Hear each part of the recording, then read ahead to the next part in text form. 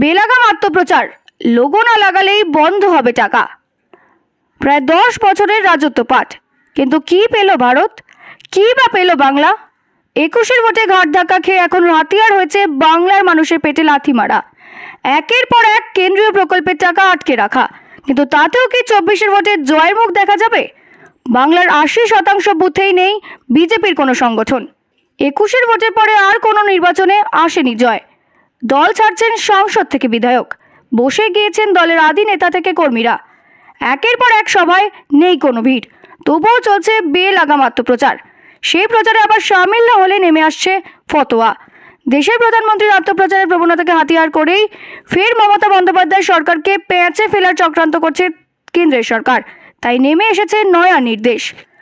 শহরের বুকে প্রধানমন্ত্রী আবাস যোজনার কাজ হলে যে বাড়ি নির্মাণ হবে সেখানেই লাগাতে হবে প্রধানমন্ত্রী আবাস যোজনার উড়বানের লোগো। না মানলে আসবে না টাকা। কার্যত এই নির্দেশকে ফতোয়া হিসেবেই দেখছে নবান্ন। শহুরে আবাস যোজনায় গরিব মানুষের বাড়ি তৈরি করে দেওয়ার প্রকল্পে রাজ্য সরকারেরই বেশি টাকা খরচ হয়, অথচ কেন্দ্রের ফতোয়া এই প্রকল্পে তৈরি হওয়া প্রত্যেকটি বাড়িতে প্রধানমন্ত্রী আবাস যোজনা উড়বানের লোগো লাগাতে হবে। শর্ত না মানলে বন্ধ হবে কেন্দ্রের বরাদ্দ। গ্রামীণ এলাকায় আবাস যোজনা প্রকল্পে 11 লক্ষ বাড়ি তৈরির অনুমোদন দিলেও এখনও টাকা ছাড়েনি নরেন্দ্র মোদীর সরকার। আর তারই মধ্যে রাজ্যের পুরসভা এলাকার আবাস প্রকল্প নিয়ে নয়া শর্ত জারি করে দিল মোদী সরকার। অনেকেই মনে করছেন 24-এর ভোটের আগে সর্বত্র মোদীর প্রচার নিশ্চিত করতেই এমন শর্ত আরোপ করা হয়েছে। নবান্নের আধিকারিকদের দাবি, প্রধানমন্ত্রী আবাস যোজনা উড়বানের এক একটি বাড়ি তৈরির জন্য কেন্দ্র দেয় 1.5 লক্ষ টাকা, রাজ্য দেয় 1,93,000 টাকা, উপভোক্তাকে দিতে হয় 25,000 টাকা। এছাড়া রাস্তা নিকাশির মতো পরিকাঠামো গড়ে দিতে খরচ প্রায় 36,800 কোটি টাকা। এই খরচের 50% দেয় রাজ্য, বাকি 50% দেয় পুরসভা। সব মিলিয়ে রাজ্যকে এক একটি বাড়ির জন্য যা খরচ করতে হয় তাতে শুধু প্রধানমন্ত্রীর নাম লেখা লোগো লাগানোর নিদান কার্যত যুক্তরাষ্ট্রীয় পরিকাঠামোর চূড়ান্ত পরিপন্থী।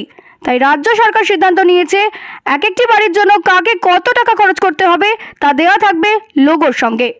এই প্রসঙ্গে ফিরহাদ হাকিম জানিয়েছেন, ওরা লোগো লাগানোর শর্ত দিয়েছিল, আমরা যেভাবে লোগো লাগাতে চাইছি তা কেন্দ্রকে জানানো হয়েছে, রাজ্যের প্রস্তাব মেনে নিয়েছে তারা, তাই এই খাতের টাকা ওরা দিয়ে দেবে বলেই আমরা ধরে নিচ্ছি। প্রসঙ্গত, রাজ্যের পুরসভা এলাকায় ইতিমধ্যে এই প্রকল্পের অধীনে 2.5 লক্ষের বেশি বাড়ি তৈরি হয়েছে। কাজ চলছে আরও 2.5 লক্ষ বাড়ির। সূত্রের খবর, সম্প্রতি রাজ্যকে কেন্দ্র একটি কমপ্লায়েন্স রিপোর্ট জমা দেওয়ার নির্দেশ দেয়। কেন্দ্রের দেওয়া সমস্ত শর্ত মানা হচ্ছে কিনা জানাতে বলা হয় রাজ্যকে। এই রিপোর্ট জমা পড়তেই আগামী 1 মাসের মধ্যে পরবর্তী কিস্তির টাকা পাওয়ার আশা করা হচ্ছে। কলকাতার সবচেয়ে নিরাপদ শহর, আইন শৃঙ্খলা নিয়ে বিরোধীদের মোক্ষম জবাব মুখ্যমন্ত্রীর। বাংলাকে রাজনৈতিক উদ্দেশ্য প্রণোদিতভাবে বদনাম করছে বিরোধীরা। সোমবার ধনধান্য স্টেডিয়ামের অনুষ্ঠান থেকে তীব্র ক্ষোভ প্রকাশ করলেন মুখ্যমন্ত্রী মমতা বন্দ্যোপাধ্যায়।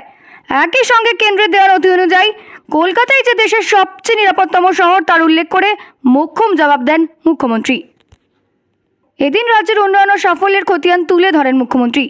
এরপরেই তোপ দেখে তিনি বলেন, আমাকে কেউ গালাগালি করতেই পারেন, তাতে আপত্তি নেই, কিন্তু বাংলার নামে বদনাম করবেন না। বাংলার নামে বদনাম করলে আমার গায়ে লাগে। অনেকে বলেছে বাংলায় নাকি আইন শৃঙ্খলা পরিস্থিতি নেই। তাই যদি হবে তাহলে শ্রীরামপুর থানা কেন দেশের সেরা 3টি থানার মধ্যে একটি হলো? কেন কেন্দ্রীয় সরকারের রিপোর্টে বলা হচ্ছে কলকাতার সবচেয়ে নিরাপদতম শহর? রাজ্য প্রশাসনকে না জানিয়ে সন্দেশখালীতে শেখ শাহজাহানের বাড়িতে গিয়ে জনরোষের মুখে পড়েন ইডির অফিসাররা। এই প্রসঙ্গে রাজ্যের আইন শৃঙ্খলা নিয়ে শাসক দলকে নিশানা করেন বিরোধীরা। সরাসরি তার উত্তর না দিয়ে এদিন কেন্দ্রের দেওয়া সেরা শিরোপার প্রসঙ্গ তুলে পাল্টা জবাব দেন মমতা।